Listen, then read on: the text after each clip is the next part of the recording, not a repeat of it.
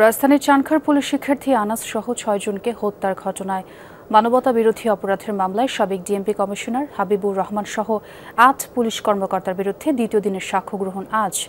গতকাল সাক্ষী দিয়েছেন শহীদ আনাসের বাবা। এ মামলায় হাজির করা হয়েছে শাহবাগ থানার বরখাস্ত পরিদর্শক আরশাদ এবং ৩ কনস্টেবল সুজন, ইমাজ হোসেন ইমন ও নাসিরুলকে। এ মামলায় সাবেক ডিএমপি কমিশনার হাবিবুর রহমান হাবিব সহ অপর ৪ আসামি এখনও পলাতক রয়েছেন। গত ১৪ জুলাই এই মামলায় ৮ জনের বিরুদ্ধে আনুষ্ঠানিক বিচার শুরুর নির্দেশ দেন ট্রাইব্যুনাল। এদিকে ২০১৩ সালের ৫ মে হেফাজতের সমাবেশে হত্যার ঘটনায় সাবেক স্বরাষ্ট্র প্রতিমন্ত্রী শামসুল হক টুকু, সাবেক সেনা কর্মকর্তা জিয়াউল হাসান সহ ৪ জনকে ও সাভারে ইয়ামিন হত্যা মামলায় নায়ক সোহেল, জাকির হোসেন ওরফে মামা জাকির সহ ৫ আসামিকে আনা হয়েছে ট্রাইব্যুনালে। অপরাধ ট্রাইব্যুনালে আছেন আমার সহকর্মী মানুল মারুফ, তার সঙ্গে একটু যুক্ত হতে চাই। মানুল, শুনানি কখন নাগাদ শুরু হতে পারে এবং কি তথ্য আছে আপনার কাছে, একটু বিস্তারিত জানাবেন আমাদের।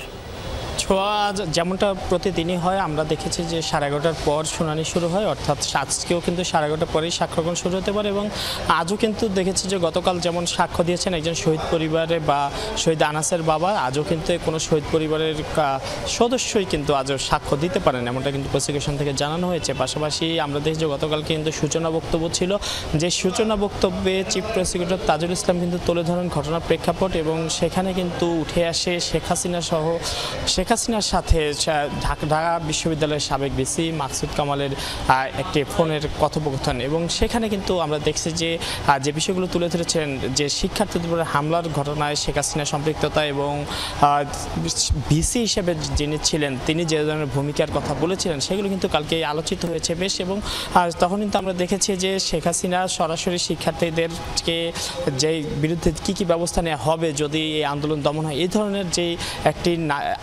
আক্রমণাত্মক কথাও কিন্তু সেই ফোন রেকর্ডিংয়ে ছিল।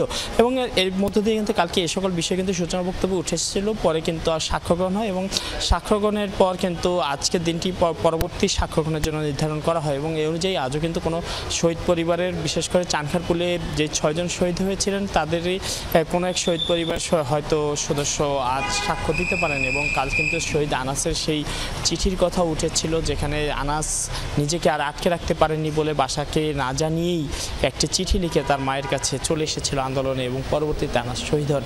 এমন ঘটনাগুলো কিন্তু কালকে ট্রাইব্যুনালে উঠে এসেছিল। এবং আজ কিন্তু এই মামলা সহ আরও 2টি মামলা রয়েছে, সেখানে শাপলা চত্বরের গণহত্যা মামলা এবং আরেকটি মামলা সাভারের ইয়ামিন হত্যা মামলা।